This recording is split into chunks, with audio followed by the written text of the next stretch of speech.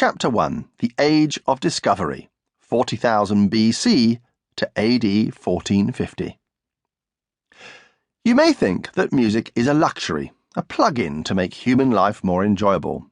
That would be a fair supposition in the 21st century, but our hunter-gatherer ancestors wouldn't have agreed. To them, music was much more than mere entertainment. The famous rock paintings in Chauvet, France, made by cave-dwelling people of the Upper Paleolithic period, or European Ice Age, are 32,000 years old. They are among the oldest surviving examples of human art ever found anywhere in the world, although, like other cave paintings, they mostly depict animals and the odd symbolically fertile female figures. These were, after all, people who daily diced with extinction.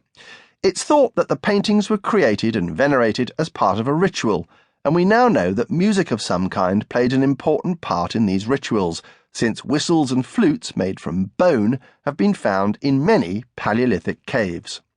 A particularly ancient find was a flute made of bear bone, discovered in a Slovenian cave in 1995, which was dated at roughly 41,000 BC.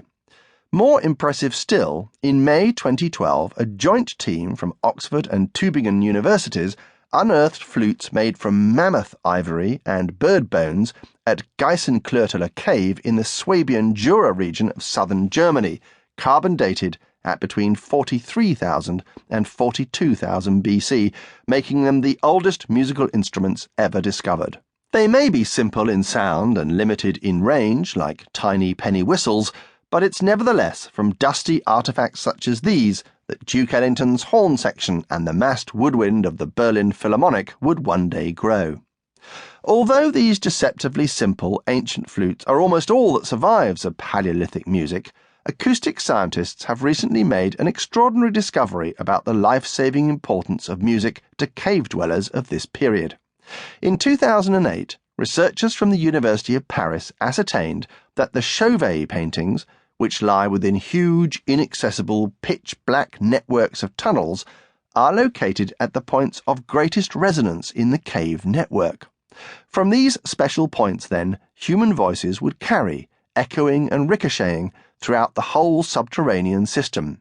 It has been suggested that people would sing not just as an adjunct to communal ritual, but more crucially as a bat-like form of sonar to provide location bearings in the vast labyrinth of the cave, rather like a musical sat-nav.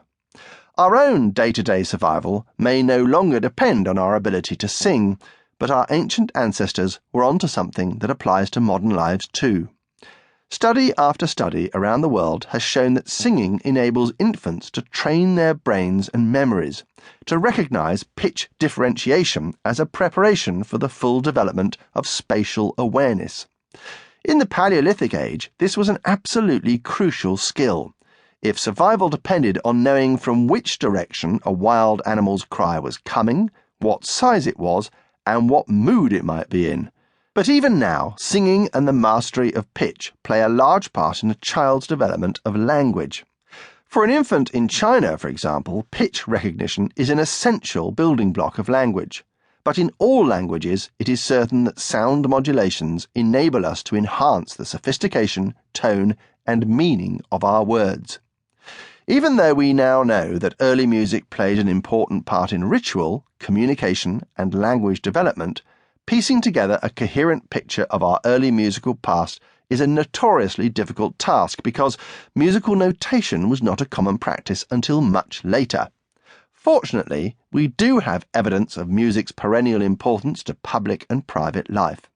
The considerable body of art left to posterity by the ancient Egyptians, for instance, shows us that by their time, 3100 to 670 BC, the playing of music was closely associated with the exercise of power and homage, with religious and secular rituals, and with state ceremony, dancing, love, and death.